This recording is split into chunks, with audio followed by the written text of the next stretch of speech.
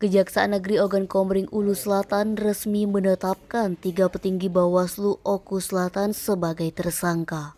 Kepala Kejari Oku Selatan Dr. Adi Purnama SHMH melalui Kasipitsus Julia Rahman SHMH membenarkan bahkan ketiganya telah dilakukan penahanan guna kepentingan penyelidikan. 3 tersangka yakni Bahdazon, Koordinator Sekretariat, Heri Afrizom, Ketua Komisioner, dan Chandra Putra Wijaya, Bendahara. Penetapan 3 tersangka tersebut merupakan tindak lanjut tim jaksa penyidik setelah melakukan penyidikan berdasarkan surat perintah penyidikan nomor Prin 03-L.2.1-1-01-2023 tanggal 2 Januari 2023. Modus ketiga tersangka yakni diduga telah melakukan tindak pidana korupsi dana hibah pada kegiatan Pilkada Oku Selatan selama 3 tahun berturut-turut.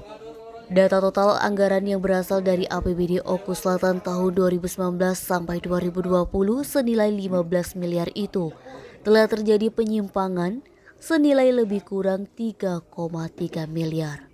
Atas perbuatan para tersangka, Kejari Oku Selatan menjerat ketiganya dengan pasal alternatif lebih subsidiaritas, yakni dengan sangkaan melanggar ke-1 pasal 2 ayat 1 Jo pasal 18 atau kedua pasal 3 Jo pasal 18 atau ketiga pasal 12 huruf F Jo pasal 18 Undang-Undang tentang Tindak Pidana Korupsi.